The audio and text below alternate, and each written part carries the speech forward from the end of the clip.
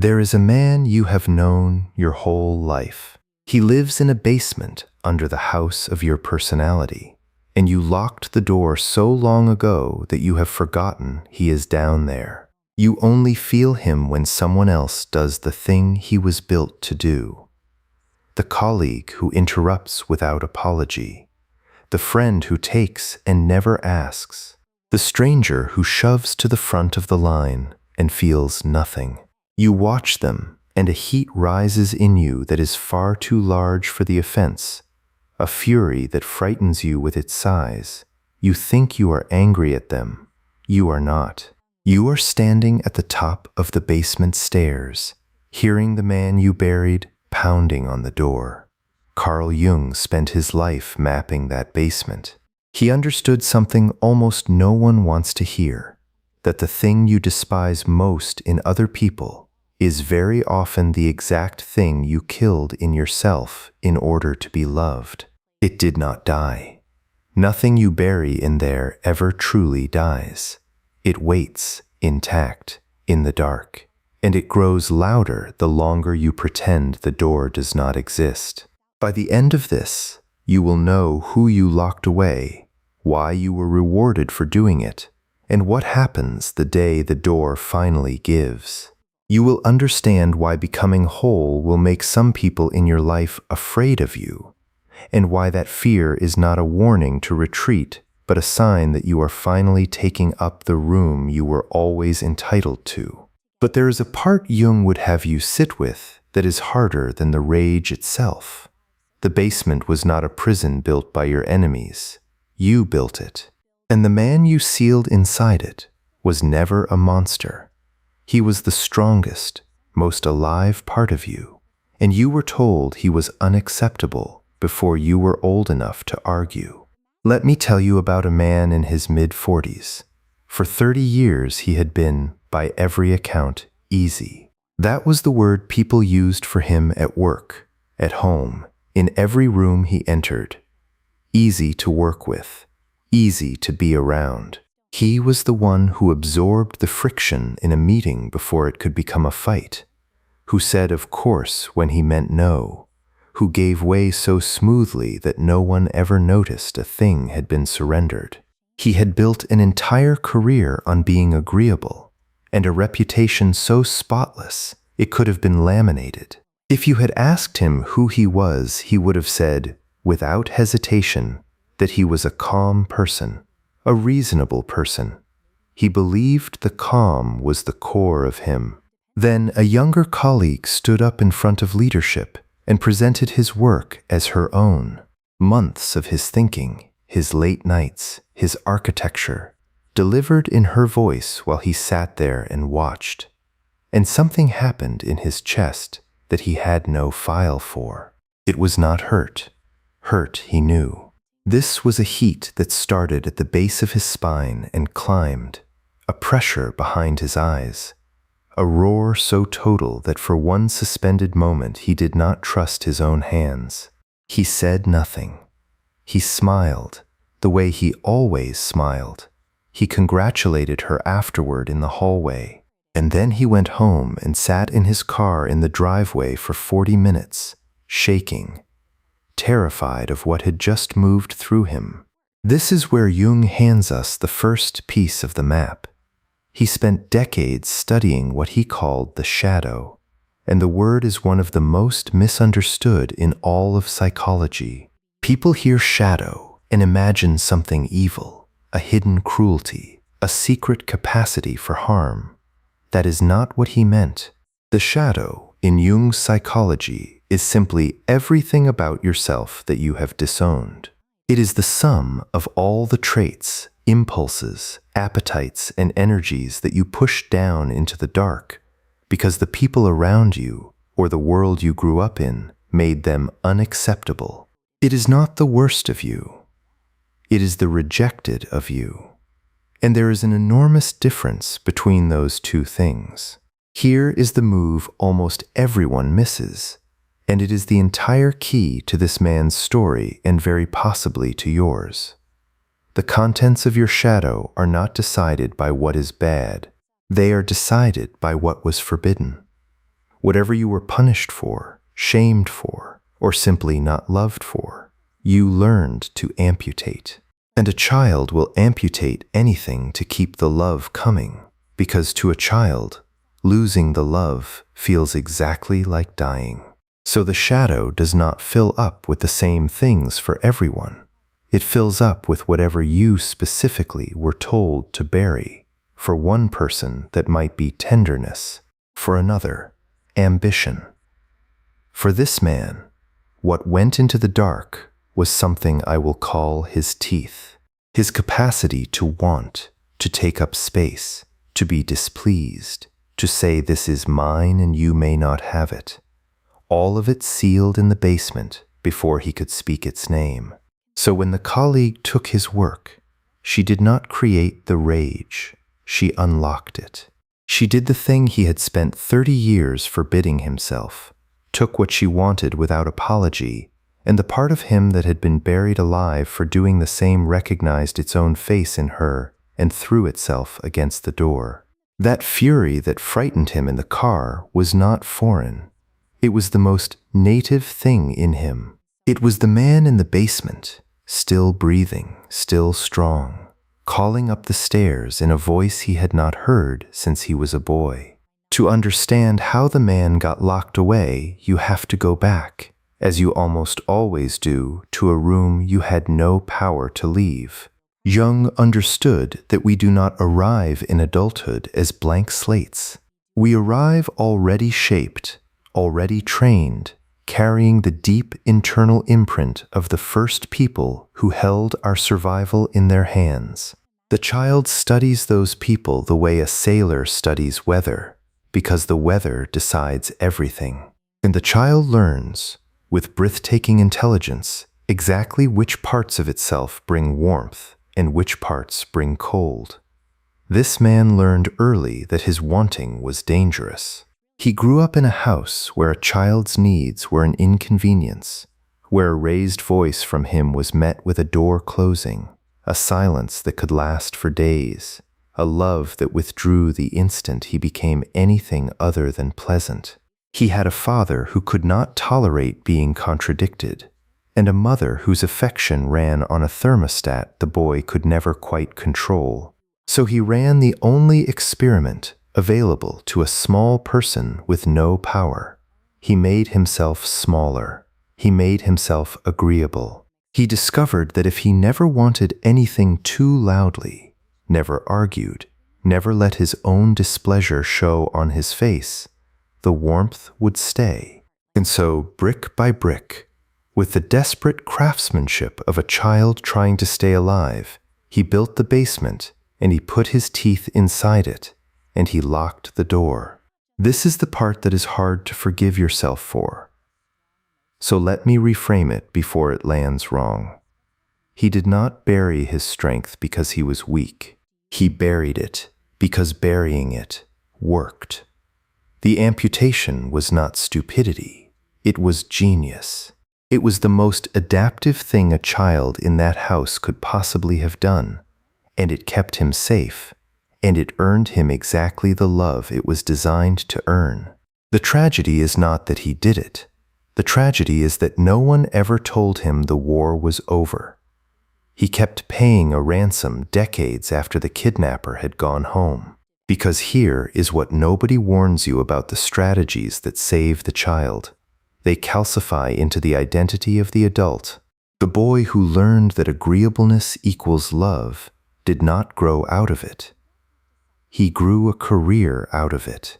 He became the man everyone called easy, and every time someone praised him for it, the praise drove the door a little deeper into the frame. They called him patient. They called him a team player. They called him the one you could always count on. And each compliment was a coat of paint on a locked door, because the more the world rewarded the absence of his teeth, the more certain he became that the teeth had to stay gone. He polished the mask of the agreeable man until it shone, and he never once noticed that the more it was praised, the more completely it had replaced the face underneath. Picture him now, the night after the meeting, lying awake. He is not thinking about the colleague anymore. Somewhere in the dark hours, a more disturbing question has surfaced, and it will not go back down. When was the last time he wanted something out loud? When did he last say no and mean it, and let someone be disappointed in him, and not rush to repair it? He cannot remember. He scans back across the decades and finds the same pattern in every room: the swallowed objection, the smoothed over slight, the quiet surrender dressed up as maturity, going back further than he wants to look. And he realizes, with a coldness that is worse than the rage, that he does not actually know what he wants. He has been so busy being easy that the part of him that wants has been in the dark so long he can no longer hear it. And once you start hearing the buried part, you begin to notice it everywhere, because the shadow has a particular way of announcing itself to you, and Jung named the mechanism precisely. He called it projection. What you cannot accept inside yourself does not stay hidden. It gets cast outward onto other people, like a film projected onto a screen, and then you react to it out there with an intensity that makes no sense for what is actually in front of you. The clue is always the size of the reaction. When a stranger's small rudeness fills you with a rage that lasts the whole drive home, you are not really seeing the stranger. You are observing a blank screen and painting your own buried face onto it. The man started to catch himself doing this once he knew to look. The coworker who pushed for a raise without flinching, whom he had privately filed under arrogant. The neighbor who said no to the committee with no guilt at all, whom he had called selfish for years. The brother who had always taken up the whole room at every family dinner, while the man made himself small in the corner. He had spent his life quietly judging all of them, and he realized now that the judgment had a heat to it, an outrage far past anything they had earned. They had not wronged him. They were simply doing, out in the open, the thing he had locked in the basement. His contempt for them was the basement door rattling. Every person who irritated him was holding up a mirror, and he had spent 30 years furious at the glass. And this is where the cost stops being abstract, because the loyal amputation does not only starve you, it starves the people who love you in a way that is almost impossible to see from the inside. Think about what it is like to live with a man who has no edges. His wife had spent years trying to find out what he actually wanted for dinner, where he actually wanted to go, what he actually felt about anything, and he had answered always with some version of whatever you'd like. He thought he was being generous. He was, in fact, withholding himself completely, handing her a smooth blank surface and calling it love. You cannot truly meet a person who has buried their own wanting. There is no one home to meet. His children, grown now, were unfailingly fond of him and could not have told you a single strong opinion he held. He had been so afraid of being too much that he had made himself, to the people closest to him, almost nothing at all. The agreeable man is not easy to love. He is only easy to manage. And there is a grief that lives in that distinction, a grief his family had felt for years without ever having a name for it. Jung had a phrase for what this man was about to discover, that there is gold buried in the shadow. The very things you exiled because they were unacceptable often turn out to be your most vital energies, the raw ore of the life you were meant to live, dumped in the dark only because someone once found them inconvenient. The man's suppressed wanting was not a flaw to be ashamed of. It was the whole capacity for desire, for direction, for a life chosen rather than endured. His buried anger was not a sin. It was the instrument that tells a person where the line is and gives them the force to hold it. He had thrown his gold down the stairs along with everything else because as a child he could not tell the treasure from the threat. Reclaiming the shadow is not about learning to tolerate your darkness. It is about going down into the basement and discovering that half of what you buried there was never darkness at all. It was the brightest part of you, waiting in the cold for someone to carry it back up into the light. This is the moment the work stops being about the colleague and starts being about the door.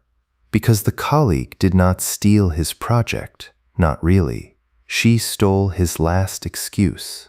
For 30 years, his agreeableness had a story. He told himself he was generous, that he was wise, that he chose harmony over ego. And the betrayal pulled that story apart in his hands and showed him the wiring underneath. That what he had called wisdom was, at its root, fear. The fear of a small boy reading footsteps in a hallway. He had not been choosing peace. He had been avoiding a punishment that stopped being possible decades ago. Jung would call what happens next an encounter with the shadow. And he was clear that it is one of the most difficult things a person ever does, because the shadow does not feel like a part of you. It feels like an intruder. When the man finally let himself feel the full size of his rage, alone, with no one to perform calm for, it did not feel like coming home. It felt like being possessed. He thought, "This is not me. I am not an angry person." And that sentence, "I am not an angry person," is the exact sentence that keeps the door locked. Because the truth was that he had always been an angry person, the way every human being is. He had simply exiled the anger so thoroughly that when it finally returned, he mistook his own missing half for a stranger breaking in. There is a cost to this exile that he had been paying his whole life without ever sending himself the bill. Jung observed that what you push into the shadow does not lie there quietly. It does not disappear because you refuse to look at it. Energy that is denied a conscious outlet does not evaporate. It goes underground and it comes out sideways. For this man, it came out as a fatigue that no amount of sleep could touch, a low gray exhaustion that he had carried for years and assumed was just the texture of being an adult. It came out as a flatness, a sense that he was watching his own life through glass. And it came out, every so often, as that disproportionate flash of heat at someone else's audacity. The only moments he ever felt fully, frighteningly alive. He thought the fatigue was the price of being good. It was actually the price of holding a door shut against a part of himself that wanted, more than anything, to be let back in. Because here is the truth this whole story is moving toward. The amputated part was never his weakness, it was his strength, mislabeled and buried alive. The capacity for anger that he had spent 30 years suppressing is, at its root, the capacity to know that something is wrong and to refuse it. The wanting he had silenced is the same engine that builds a life worth living. The ability to disappoint people, which he had treated as a moral failing, is the only thing that makes a yes mean anything at all. He had not buried a monster in that basement. He had buried his spine. He had buried the part of him that could stand up straight in a room and say, "No, that is mine, and you may not take it." And a man without that part is not good. He is just absent. Let me give this its name. I call it the loyal amputation, the wound you keep open on purpose because you were taught it was a virtue. The loyal amputation is the cruelest of all the shadow's mechanisms because it does not feel like damage. It feels like character. The man genuinely believed his self-erasure made him a good person, and the people who benefited from it agreed with him enthusiastically. And so the amputation was never questioned, only celebrated. He was loyal to a version of himself that had been chosen for him at 7 years old by a frightened child trying to survive. and loyalty to that child is the most natural thing in the world. But the child built a strategy for a war that ended long ago, and the man has been faithfully maintaining the bunker ever since. So what does he do when the door finally gives? This is where most people make the mistake that turns liberation into a new kind of disaster, and Jung mapped that trap with chilling precision. When the man first tastes his own reclaimed anger, when he feels how much power has been waiting in that basement, the temptation is to let it run the house. He has been gentle for 30 years. Now a voice in him says, "Enough," and it is intoxicating. He starts to imagine becoming the opposite of who he was, hard where he was soft, sharp where he was yielding. He fantasizes about the meeting where he finally detonates, where he says every withheld thing, where he becomes the man no one dares to take from again. And it feels, for a moment, like freedom. It is not freedom. It is the pendulum. Jung understood that any quality pushed to an extreme and held there will eventually swing into its violent opposite, and that the swing always feels like growth even as it traps you. The man who spent his life as the doormat does not become free by becoming the tyrant. He just trades one prison for its mirror image. The agreeable mask gave away all his power. The angry mask would give away all his peace. And worse, it would give the people who shaped him exactly what they always had, total control over his form, only now in reverse. The doormat was bent toward them. The tyrant would be bent away from them. Either way, they remain the center of gravity. Either way, the wound is still holding the pen. This is the part you were not supposed to survive into, because the new power feels so much like an answer that almost no one questions it. He could so easily spend the second half of his life as the cold, sharp, untouchable man, mistaking his armor for his self, telling everyone he had finally learned his lesson. And he would be just as run by his childhood as he ever was. He would simply have stopped serving the fear by appeasing it, and started serving it by raging at it. The shadow integrated badly does not heal you. It just gives you a new and more impressive way to be controlled by the past. If you have felt this, the sudden hard swing, the temptation to burn it all down after a lifetime of being too soft, I want you to do something with it before it runs away with you. In the comments, write the part of yourself you buried to be loved, not as a complaint, but as a naming. The teeth, the voice, the wanting, the no, whatever yours turned out to be. Say it where you will see it again, because the part you can name is the part you can finally choose how to carry. And if this is reaching something real in you, leave a like so it finds the next person sitting in a car in a driveway, shaking, wondering what just moved through them. Send it to the one in your life who has been easy for far too long. They will know exactly what this is. So if the answer is not the doormat and it is not the tyrant, what is it? Jung gave the way out, and it is not a swing, it is a synthesis. He called it integration. The slow, conscious work of taking the exiled part and bringing it back into relationship with the whole, rather than letting it either rot in the basement or seize the throne. You do not kill the agreeable man and replace him with the angry one. You do something far harder. You let them both into the same room, and you make them learn to live together. Watch how this actually works in the man's life, because the breakthrough is quieter than the rage and infinitely stronger. A few weeks after the meeting, in a smaller room with the same colleague, she reaches for another piece of his work, casually, the way she always has, and the old man in him, the easy one, feels the familiar pull to let it go, to keep the peace, to be reasonable. And the new heat rises too, the urge to humiliate her, to finally let the basement empty itself all over the conference table. He feels both, and for the first time in his life, he does not obey either one. He waits. He lets the tension sit in his chest without rushing to discharge it. And then he says, in a voice that is perfectly level, "No, that one is mine. I will present it myself. No apology after it. No softening it into a joke. No raised voice either.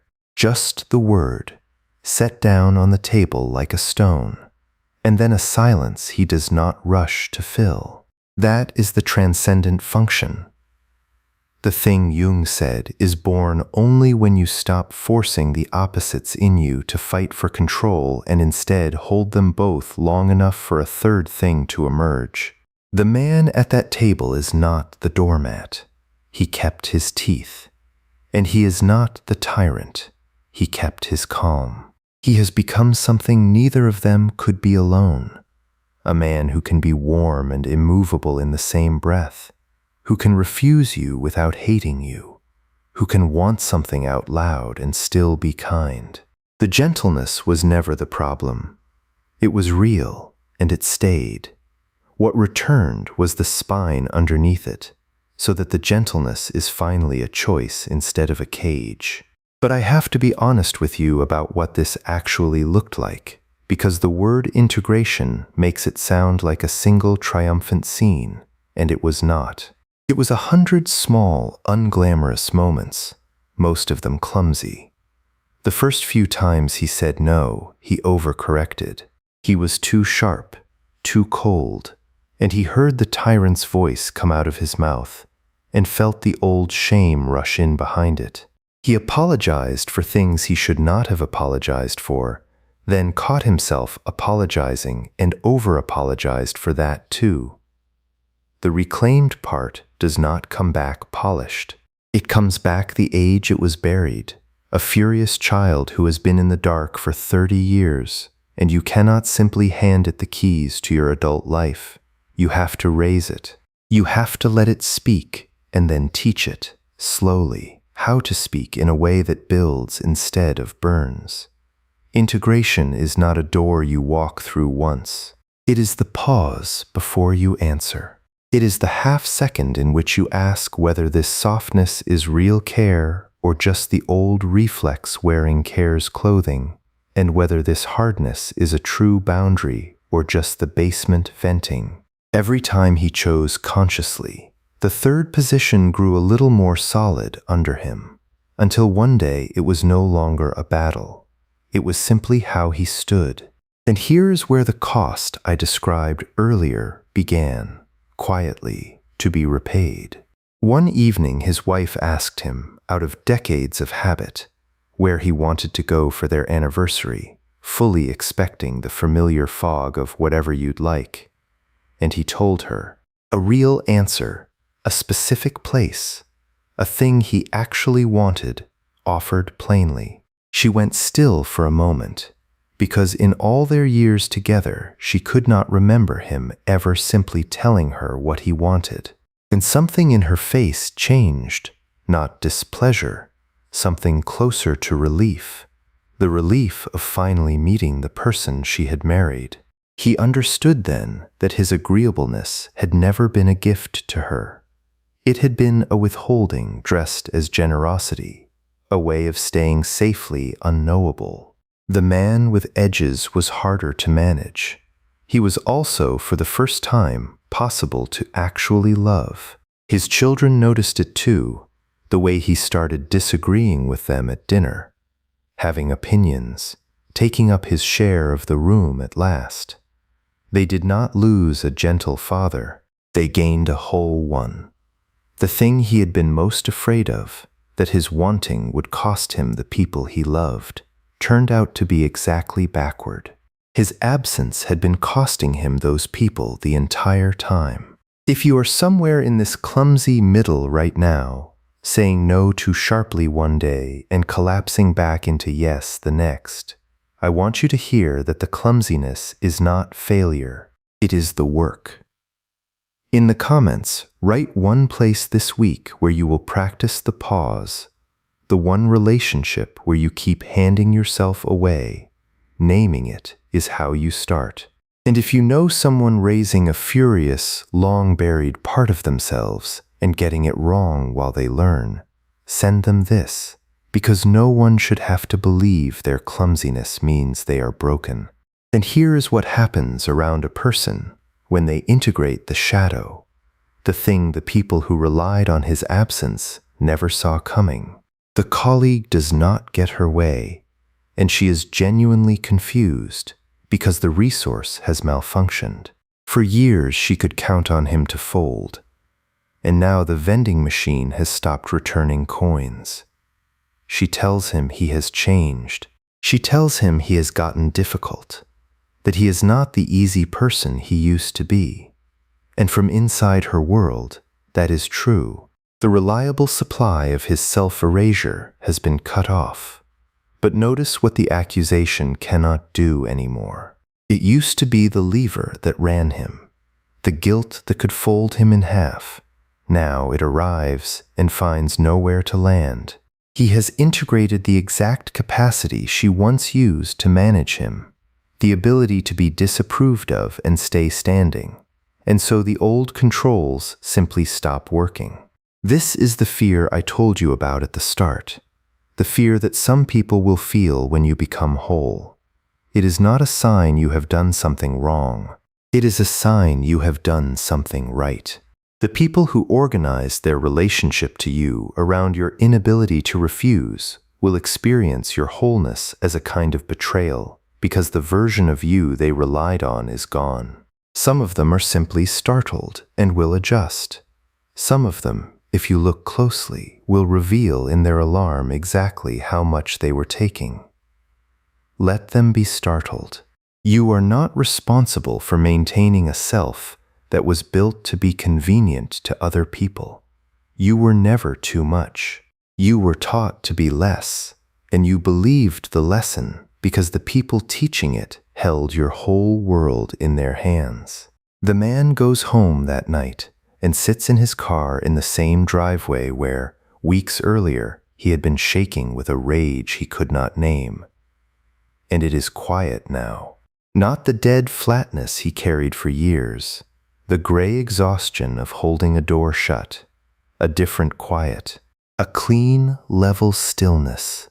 The feeling of a house where every room is finally being lived in, including the one in the basement. He had braced for guilt to arrive after he said no. It did not come. There was only this steadiness, and he sat in it for a while, almost not trusting how solid it felt under him. There was one more thing he had to do, and it was the hardest, because it returned him to the room where the door was first built. He went to see his father, who was old now, smaller than the towering weather system of the man's childhood. He did not go to confront him, and he did not go to forgive him, because both of those would have been performances, and he was done performing. He went simply to be in the room as himself, with his edges intact, without shrinking, without reading the old man's mood and rearranging his own face to manage it. And at one point his father said something dismissive, the kind of remark that for 40 years would have folded the man instantly into the small, agreeable boy. He felt the pull of it, the ancient gravity, and he simply did not go. He stayed his own size. He let the remark sit there, unmanaged, and he changed the subject in his own voice. His father did not even notice. But the man noticed everything. He understood, sitting across from the source of the wound, that the person who had taught him to bury himself had not held the door shut in decades. Only he had. And the grief of that was real. But underneath the grief was something steadier, the quiet knowledge that he was finally free to stop. Now we can return to where this began and see it with new eyes. The basement door was always unlocked from the inside. That is the part that is hard to accept and impossible to unsee once you have. No one else was ever holding it shut. The colleague did not lock it. His father did not lock it. Not anymore. The boy locked it decades ago with the only key he had, and then the man kept his hand pressed against it out of a loyalty so old he had stopped feeling the strain. The work was never to break the door down with rage, and it was never to brick it up tighter with control. The work was to simply take his hand off it, walk down the stairs, and meet the one he had abandoned there in the dark. And notice what this story refuses to tell you, because it would be a lie. It does not say the house you grew up in was good. It does not ask you to be grateful to the people who taught you to amputate yourself, or to call the wound a gift. The wound was real, and it cost you years, and pretending otherwise is just another mask. What is true is quieter and harder than gratitude. You did not stay where they left you. The part of you that they could not tolerate, the part you sealed away to keep their love, was never destroyed. It was only waiting intact, strong, patient, behind a door that you alone had the power to open. And the day you open it, you do not become cruel, you become complete. You discover that the thing you were most ashamed of was your missing strength all along, and that you can take it back without ever becoming the thing you feared. So here is the thing this whole story has been moving toward. The man you despise in others, the one who takes and wants and refuses without apology, is not your enemy. He is your teacher, and your reflection, and your invitation. The size of your reaction is the exact measure of how much of yourself you buried in that direction. The strength you exiled to be loved is not gone. It is downstairs, in the dark, where you left it, and it has been alive this whole time, waiting for you to remember that you were never too much. You were taught to be less. And the lesson, however well you learned it, was always wrong. If something in this opened a door you have kept shut for a long time, go down the stairs. You do not have to do it all at once. You only have to stop standing guard. And if you want to keep walking through the rest of Jung's map of the self you exiled, room by room, follow along, because we are only at the first door. There are 19 more, and each one hands you back another piece of the person you already are. Thanks for watching. See you in the next dimension.